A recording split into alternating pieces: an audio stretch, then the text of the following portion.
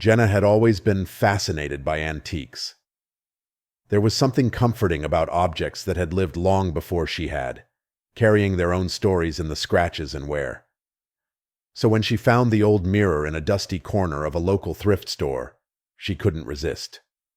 It was large, with a heavy brass frame intricately carved with strange symbols she didn't recognize. The glass was slightly tarnished, but it seemed to shimmer with an unnatural glow, like it had a life of its own. The shopkeeper, an old man with sunken eyes and a tired smile, seemed eager to get rid of it. "Take it," he said quickly, waving his hand as if brushing away something unpleasant. "It's been here long enough. No charge." Jenna hesitated. The mirror was beautiful in a haunting way, but there was something unsettling about it. Still, she couldn't pass up the opportunity. She loaded it into her car and took it home, hanging it in the hallway outside her bedroom. That night, as Jenna lay in bed, she couldn't stop thinking about the mirror. Every time she passed it, she had felt an odd chill, like she was being watched. She told herself it was just her imagination. Old things often came with an eerie aura. But when she finally got up to examine it more closely, something felt wrong. Standing before it, she noticed her reflection seemed off. At first glance, everything appeared normal, just a reversed image as any mirror would show. But the more she stared, the more unsettling it became. The colors were slightly muted, her face just a shade too pale, and her reflection's eyes seemed to follow her with an intensity that sent a shiver down her spine. She leaned closer. Her reflection did the same, of course, but there was a brief flicker in the glass, like a static glitch on an old television. For a fraction of a second, Jenna swore she saw something darker, twisted, in the reflection's place. Then it was gone. Jenna blinked, stepping back. The mirror reflected her room perfectly, but now she noticed strange details that shouldn't be there. The hallway in the mirror seemed longer, the shadows darker and deeper, stretching far beyond what the light from her bedroom should reach. And then she saw it. At the very edge of the mirror, in the distorted depths of the reflected hallway, something moved. It was subtle, just a flicker in the darkness, but it was enough to send Jenna's heart racing. She quickly turned around to look at the real hallway behind her, but it was empty. No movement, no shadows, just the quiet of her home. But when she turned back to the mirror, the movement was clearer now. In the reflection, the hallway stretched impossibly long, far beyond the physical space of her house. And in the distance, a figure began to take shape, vague and shadowy at first, but slowly becoming more defined as it stepped closer. It was her, or rather it was the version of her in the mirror, her reflection. But there was something wrong. The figure's skin was ashen, her eyes hollow, and her expression twisted into a malevolent grin that Jenna had never made in her life. The reflection. Jenna stepped closer, her eyes locked onto the real Jenna's. Her smile widened, teeth too sharp, too bright, as though she was anticipating something horrible. Panicking, Jenna turned away from the mirror, her breath coming in short gasps. She fumbled with her phone, texting her friend Hannah. "Jenna, you ever heard of a mirror reflecting something wrong?" Hannah's reply came almost immediately. Hannah, "What do you mean, wrong?" Jenna, "I just got this old mirror. My reflection. It's like it's alive. It moved when I didn't." A few minutes passed, and another text came through. Hannah, "Get rid of it. Now." Jenna frowned. That wasn't the kind of response she expected from Hannah, usually the most skeptical of all her friends. Before she could reply, another text came in. Hannah, "Whatever you do, don't break it." Jenna's skin prickled with unease. She hadn't mentioned breaking it. But before she could type a response, her phone buzzed again. Hannah, "I'll come over." Jenna's heart raced as she looked back at the mirror. The hallway reflected in it now looked nothing like her house. The walls were peeling, covered in black, oozing stains, and the light overhead flickered erratically. The reflection, Jenna was closer now, standing right in front of the glass, her hands pressed against the surface as though she were trying to break through. Jenna took a step back, her mind screaming at her to look away. But she couldn't. She was trapped in the gaze of her dark reflection, whose grin had now spread impossibly wide, splitting her face in a grotesque parody of a smile. And then, the reflection. Jenna tilted her head slowly, tapping the glass from the inside. A hollow metallic sound echoed in the room. Jenna stumbled backward, knocking over a lamp in her haste to get away. Her heart pounded in her chest as she grabbed her phone again, trying to call Hannah. But the line was dead. No dial tone, just static. Suddenly, there was a noise from the hallway. The real hallway. A soft tapping, like fingernails against wood. Jenna's blood ran cold as she realized it was coming from outside her bedroom door. The tapping grew louder, more insistent, as if someone or something was trying to get in. In a panic, Jenna ran to her bedroom door and locked it, pressing her back against it as she tried to steady her breathing. She glanced back at the mirror, her stomach churning with dread. Her reflection was gone. The mirror was now reflecting an empty hallway, one that stretched into an abyss of darkness, with no sign of the twisted version of herself that had been there moments ago. And then, from the other side of the door, she heard a voice. Her voice. "Let me in, Jenna." Her blood froze. It was her voice, but twisted, distorted, as though it had been played through a broken speaker. The tapping on the door turned into scratching, desperate and frantic. "I know you're in there, Jenna. Let me in. We belong together." Her mind reeled in horror. The mirror wasn't just showing a reversed image. It was showing a reversed reality, one where everything was darker, twisted, and sinister. And now, whatever lived in that world wanted to come through. Jenna's phone buzzed again. She looked down to see a message from Hannah. "Hannah, I'm here." Her heart leapt for a brief moment, but then came the second message. "Hannah, I'm outside the door." Jenna's breath caught in her throat. The scratching on the door grew louder, more violent. "Let me in, Jenna," the voice hissed, now right outside her bedroom door. Terrified, Jenna did the only thing she could think of. She grabbed a heavy book from her nightstand and hurled it at the mirror. The glass shattered with an ear-piercing crash, fragments spraying across the room. For a moment, there was silence. Jenna stood frozen, her heart hammering in her chest. But then, from behind the door, the voice returned, low, cold, and mocking. "You shouldn't have done that." The lights in the room flickered, and from the shards of broken glass on the floor, something began to stir.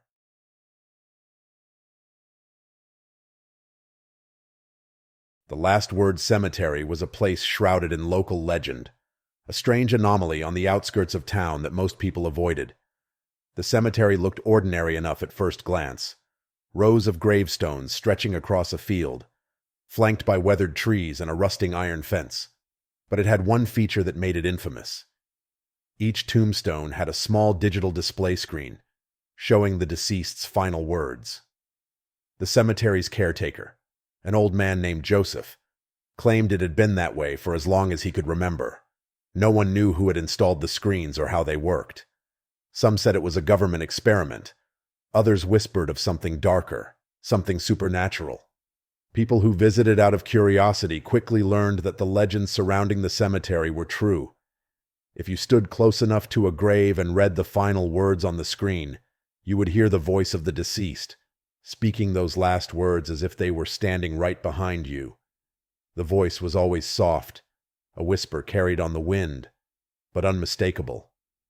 The experience was unsettling, and many left without looking back. But some, those brave or foolish enough to linger, found that the voices didn't stop once they left the cemetery. Ellie had heard the stories, like everyone else in town, but she'd never paid them much mind. Graveyards were creepy by nature, and adding a weird urban legend on top of it just seemed like a way to keep people out. But after her grandmother's funeral, something about the Last Word Cemetery tugged at her. Her grandmother, Ruth, had died suddenly, leaving behind so many unanswered questions. Ellie couldn't shake the feeling that there was something left unsaid between them. One evening, weeks after the funeral, Ellie found herself standing outside the cemetery gate. The sun had dipped below the horizon, casting long shadows over the graves. She gripped the cold iron fence and hesitated. She wasn't even sure why she had come. Maybe it was the need for closure, or maybe it was the hope that somehow her grandmother's final words, whatever they were, would bring her some peace. Taking a deep breath, Ellie pushed open the gate and walked into the cemetery. The air felt heavy, thick with the weight of countless unspoken stories. As she passed by the first few graves, she tried not to look too closely at the screens, afraid she might hear something she wasn't ready for. She finally reached her grandmother's grave, nestled beneath an old oak tree. The tombstone was simple, just Ruth's name, birth date, and the small digital screen glowing faintly in the dusk. Ellie stared at it for a long moment before stepping closer. The screen flickered and displayed a short sentence, written in blocky letters. "I didn't mean to." Ellie's heart skipped a beat. Her grandmother's voice whispered the words in her ear, soft and fragile, as if she were standing right beside her. Ellie's breath caught in her throat. What hadn't she meant to do? The question burned in her mind, but there was no answer, only the fading echo of Ruth's voice in the quiet evening air. Ellie stumbled back, suddenly overwhelmed. She had come looking for closure, but this felt like an opening to something darker. She turned to leave, but as she walked away from the grave, the voice didn't stop. It grew louder, more insistent, the words repeating over and over. "I didn't mean to." Ellie quickened her pace, her heart pounding in her chest. By the time she reached the gate, her grandmother's voice was all she could hear, circling in her mind like a trapped bird. It wasn't just a whisper anymore. It was clear, desperate, as though Ruth was trying to tell her something from beyond the grave. That night, Ellie barely slept. The voice echoed in her mind, and even in her dreams, she heard her grandmother's final words. No matter how hard she tried to block it out, the sentence haunted her, gnawing at her thoughts. She began to wonder, what hadn't her grandmother meant to do? Had she been hiding something? A secret? A regret? And why couldn't Ellie stop hearing her voice? Days passed, and Ellie's unease grew. It wasn't just her grandmother's voice she was hearing anymore. It was others. Faint whispers that seemed to slip through the walls of her apartment at night, voices of people she had never met, their final words mixing together in a haunting symphony. Sometimes she would catch fragments. "Forgive me." It wasn't an accident. They never found it. Each voice was distinct, and each one brought with it a sense of unfinished business, as though they were all trying to claw their way back into the living world. It didn't take long for Ellie to realize what was happening. The cemetery had left its mark on her. By reading the final words, she had opened some kind of door, and now the voices of the dead wouldn't let her go. Desperate, Ellie returned to the last word cemetery, hoping that if she confronted the source, she might find a way to quiet the voices.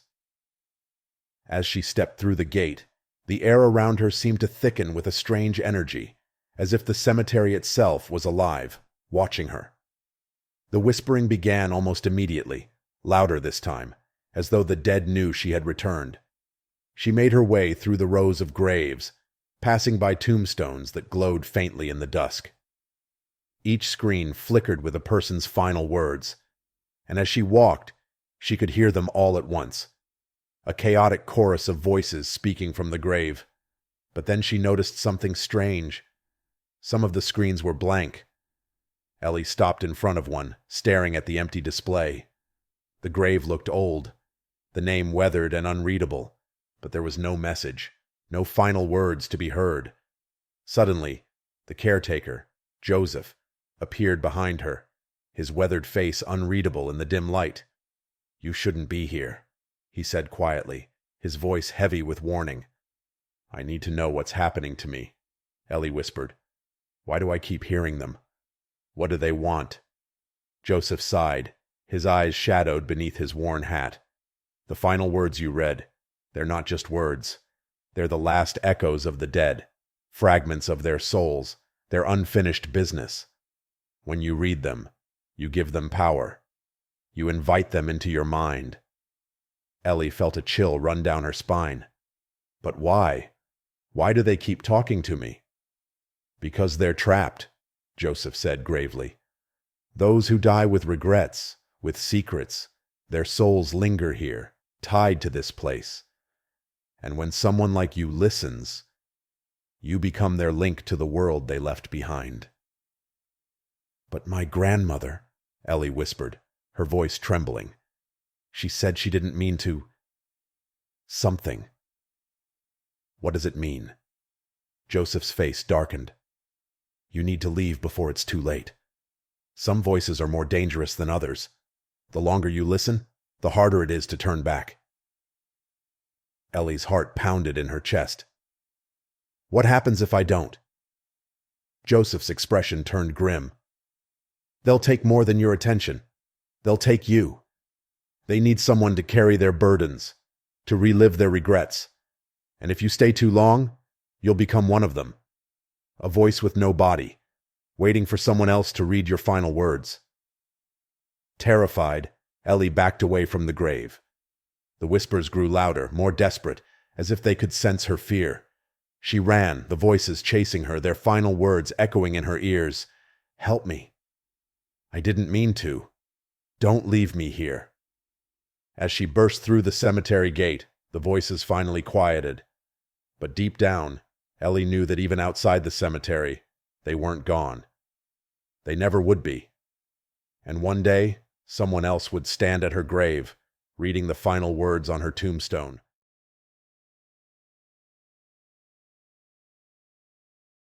The stories of the memory thief were little more than a whispered urban legend, passed around by those who claimed to have heard it from someone else, who had heard it from someone else. It was the kind of tale you'd dismiss as a bad campfire story, until you experienced it yourself. Nina had always loved reading about folklore and supernatural creatures. There was something thrilling about tales of the unknown, stories that made your skin crawl in the safety of your home. But deep down, she never believed any of it was real. That was before the memory thief came for her. It started with a dream. Nina had been restless that night, tossing and turning in her bed. The room felt colder than usual, and though her apartment was sealed tight, she could have sworn she heard the faintest whisper in the darkness, like someone breathing just beside her. When sleep finally came, it was far from peaceful. In the dream, she found herself standing in a dense forest. The trees were tall, their branches twisted like gnarled fingers clawing at the sky. Fog rolled in thick waves across the ground, and the air was heavy with a strange, oppressive silence. She felt something watching her, unseen, hidden just beyond the fog. As she wandered deeper into the woods, she saw it. A figure, cloaked in shadows, stood at the edge of the fog. Its form was indistinct, shifting and fading, as though it was made from the very darkness that surrounded it. It had no face, only the suggestion of features. Eyes that glinted like shards of broken glass, and hands too long, with fingers that curled and uncurled in the mist. The figure stepped closer, and though its face was obscured, Nina felt a pair of eyes fixate on her, staring deep into her soul. Then it spoke, a voice like dry leaves crumbling underfoot. "I have been waiting." Nina woke with a start, gasping for air. Her heart pounded in her chest, and her skin was clammy with sweat. The dream was vivid, too real to shake off, but eventually, she convinced herself it was just a nightmare. Yet even as the sun rose and the day began, a strange sense of unease followed her, clinging to her like a shadow. That was the first time she saw him, the memory thief. A few days passed before Nina noticed anything unusual. At first, it was just small things, forgetting where she had placed her keys, blanking on a word in the middle of a conversation. She chalked it up to stress, overwork, or the result of a poor night's sleep. But then it got worse. One morning, she couldn't remember her friend's birthday, even though they had celebrated it every year together for a decade. When she checked her phone, the date was marked clearly in her calendar, but the memory of the party itself, where it had been, what they had done, was gone. It was as if someone had erased it from her mind. She began losing more memories, important ones. Her first day at her job, the sound of her mother's voice on the phone, the time she had fallen off her bike as a child and her father had bandaged her knee. Each memory slipped away like sand through her fingers, leaving only a vague emptiness in its place. The worst part was, with each memory that vanished, she felt weaker. It was as though a piece of her was disappearing with the lost moments, leaving her hollow, disconnected from her own life. Desperate, Nina sought answers. She scoured the internet for explanations, visited doctors who assured her it was just stress or fatigue, but she knew there was something else, something darker, at play. It wasn't until she stumbled across an obscure forum, buried deep in the web, that she found a clue. Someone had posted a cryptic warning. Beware the memory thief. Once it takes your memories, it takes your soul. A chill ran down Nina's spine. She read on, finding accounts from others who claimed to have encountered the creature. They described the same symptoms: forgotten memories, a growing sense of emptiness, dreams of a figure lurking in the shadows. One post stood out more than the rest. It comes for you in your sleep. It steals what makes you, you. Every memory it takes, it consumes a part of your soul. The more it takes, the harder it is to remember who you are. If it takes enough, you become nothing but a shell. The only way to survive is to confront it before it takes everything. That night, Nina tried to stay awake, terrified of what would happen if she slept. But as the hours crept by, exhaustion took over, and she slipped into unconsciousness. She found herself back in the forest from her dream. The fog was thicker now, and the trees loomed even taller, their branches reaching down like claws. In the distance, she saw the figure again, the memory thief, waiting for her, just as it had before. But this time, it moved closer. Nina could feel its presence pulling at her, like a cold wind siphoning the warmth from her body. As the figure approached, she realized that it wasn't just after her memories. It was after her. It had been taking pieces of her soul, feeding on her very essence, slowly draining away everything that made her who she was. "Why?" she whispered, her voice trembling as the figure loomed over her. The memory thief tilted its head, its voice a hollow rasp. "I feed on what is forgotten. I consume what is left behind. Memories once lost are mine forever, and with them, your soul." Panic surged through Nina. She tried to run, but her legs felt heavy, as if the ground itself was pulling her down. The fog thickened, curling around her like tendrils, and the figure followed her every step, relentless and inevitable. With each step, she felt weaker, like pieces of her were slipping away. She knew that if she didn't stop it now, there would be nothing left of her. She would forget everything: her name, her life, the people she loved. She would become an empty shell, a vessel for the memory thief to devour. Desperate, she turned to face the creature, her voice shaky but determined. "You can't have me." The memory thief paused, its empty gaze locked onto her. "You cannot fight me. You are already mine." But something inside Nina snapped. She wasn't ready to lose herself, to be erased from existence. Summoning every ounce of strength she had left, she thought of her most cherished memories: the smell of her mother's perfume, the laughter of her friends, the warmth of the sun on her face. She held them close, refusing to let go, refusing to forget. The memory thief hissed, recoiling as though burned by the memories she clung to. Its form flickered, growing unstable, the fog around it swirling violently. "You don't own them!" Nina shouted, her voice growing stronger. "These memories are mine!" With a final burst of defiance, Nina forced the creature back, her memories burning brighter in her mind. The fog began to thin, the trees receding into the distance. The memory thief let out one last, furious screech before it dissolved into the shadows, vanishing into the darkness. Nina woke with a start, her heart racing, her body drenched in sweat. For the first time in days, the weight of lost memories was gone. She could feel her soul, whole again, and though she had lost pieces of herself along the way, she had fought back against the creature that had tried to take everything from her. The memory thief had retreated, but she knew it wasn't gone for good. It would always be lurking in the shadows, waiting for the next vulnerable soul to prey upon. But she would never forget what she had learned. Some memories are too precious to lose, and some battles, even against the darkest of creatures, are worth fighting.